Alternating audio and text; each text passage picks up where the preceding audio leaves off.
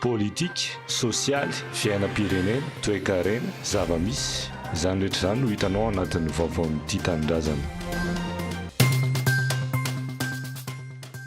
Kolektifan'ny Malagasy tsy misangy fa tena anao ary hitondra fanovana. Seny ny 12 aprily ho avy izao ny fampahafantarana ny lisitr'ireo kandida. Fifidianana solombavam-bahoaka misy antoko ny safidy sy handray anjara. Filohana antoko roa teo anivon'ny kolektifa an'ny Malagasy dia Ajo Andreny Anarivelo sy Roland Ratsiraka no kandida solombavam-bahoaka ao anatananarivo Avaradrano sy Toamasina voalohany.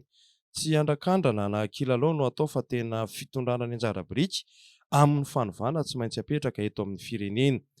Efa nisy ny tolona ny diabe ho an'ny fanovana natomboka ny taona 2024. Tohizana izany ankehitriny satria mbola tsy vita ny tolona hoy Ajo Andreny Anarivelo omaly. Eo ihany koa ny famerenana ny asan'Antananarivo ary mazava ho azy ny fitondrana ny feo sy ny etahitan'ny vahoaka Avaradrano izay nilatsahany. Mametraka ho laharam-pahamehana kosa ny ady amin'ny fitantanana tsy mendrika sy fanaparam-pahefana i Roland Ratsiraka, kandidan'ny kolektifa an'ny Malagasy ao Toamasina voalohany. Efa naverimberina matetika fa tena manapatra fahefana ny mpitondra amin'izao fotoana izao izy. Manao izay tiany, manao didiny be sandry.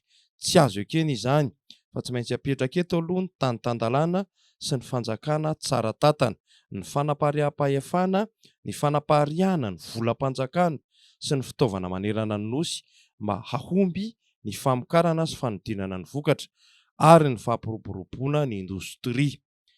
Efa maro ny resaka sy fanazava-kevitra.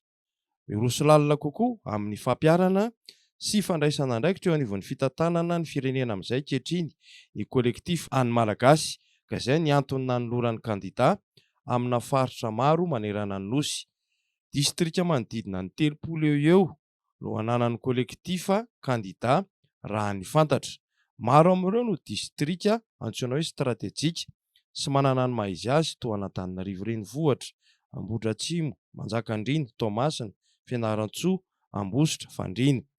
Mametraka ihany koa ny kolektifan'ny Malagasy fa mila mandray andraikitra amin'ny fiainam-pirenena ny vehivavy, ny tanora, ny manam-pahaizana, ny mpahay lalàna, ny teknisianina amina sehatra maro lafy, ny mpanao politika mazava ho azy. Hita taratra izany amin'ny firafitry lisitra natolotry ny kolektifa ho an'ny Malagasy. Na iray mahazo fankatavana avy amin'ny OVEC ny antota taratasy narotsaka satria feno sy marina. Na iray no lavan'ny OVEC.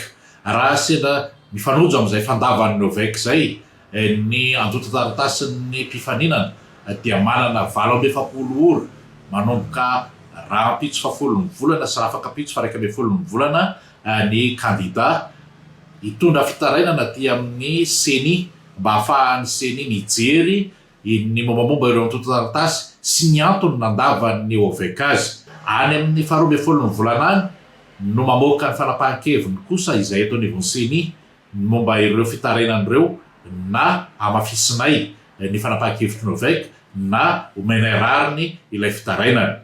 Raha misy moa tsy fahafahampony kandida ihany koa eo amin'izay fanapahan-kevitry ny seni amin'izay fotoan'izay dia mbola manana 27 ora izy mba hitondra ny raharaha eny anivon'ny fitsarana avy lalam-pandrenana.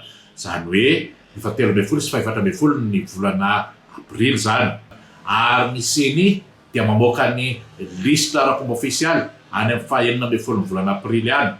Ny 17 volana no anaovana ny fisariana any anivon'ny rafitry ny seni eny amin'ny district hisariana ny laharan'ny kandida amin'ny fomba andrafetana ny bulletin tokana sy amin'ny laharan'ireo kandida hiditra ao anatin'ny eno amanjerim-panjakana eo amin'ny fanatanterana izy ireo ny fampielezan-keviny. Ny tombonjoa azon'ireo no lavin'ny OVEC mba ampiakatra aty anivon'ny seni. Izay zany tena tianao tsindrina amin'izao vanim-potoana ivoahan'ny fanapahan-kevitry ny OVEC momba ireo antota taratasy firotsahako fidin'ny kandida ho solombavam-bahoaka izao. Tsy tokony vazana mitondra firenena ny ACC tsy mety ny seny tsy mety ny resaka entokotany mila diovina.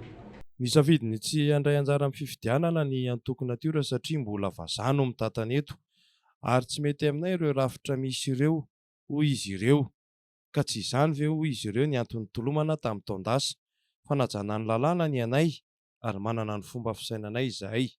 Zay dia manana fomba fijery avoany centriste, ny centriste tompo dia tsy hoe sady tsy momba ny asany tsy momba ny rova fa aminay dia zao manana fomba fijerinay zay manana foto-kevitjerovanay dia zao ny anay mila tanotanalanja vahoaka amin'ny sitraka feno zony ka ny ariny mamitaka samy manao ny azy taola tsy manana repère tsony any vahoaka zay efa reraka amin'ny sy fahalalana amin'ny fahasahiranana sy ny fahatsara. Mafana dia mafana moa ny tontolo politika amin'izao fotoana izao, hoy ny filohan'ity antoko ity ary mbola mifantoka amin'ny fifidianana solombavam-bahoaka ny firenena na tsy mandray anjara zany antoko dia nanapa-kevitra ny hanaja izany. Ny fifidianana ben'ny tanàna ny tokony mandeha aloha zay vao ny fifidianana solombavam-bahoaka. Solombavam-bahoaka zay mbola ao anatin'ny fotoana iasany no anaovana ny anatanterahana fifidianana dia aminay zany tsy mety. Itsakilan'izay kosa nefa dia hemotra amin'ny fotoana manaraka ny hetsika tazana izay saika ho tontosaina ny 12 aprily ho avy izao. Dia nafana tokoa ary efa tena vitavita daholo ny zahatsaina eritreretina rehetra dia efa tena vonona tokoa ny tena kanefa moa tsika koa zao efa ao anatin'ny akatoka ny fifidianana fikarakarana ny resaka fifidianana solombavam-bahoaka dia teo koa ny toezara eto amin'ny firenena zay mafana dia mafana kaiky ny fifidianana io dia nanapa-kevitra izahay fa ho ajanona alohany io zahatao tanterahana amin'ny 12 volana aprily io. Ny antony maromaro zay voalaza teo dia nanapa-kevitra fa hoe ahemotra amin'ny fotoana zay mamety anazy sy ny daty zay mamety fa ny toerana dia eo ihany ny toerana anatanterahana azy.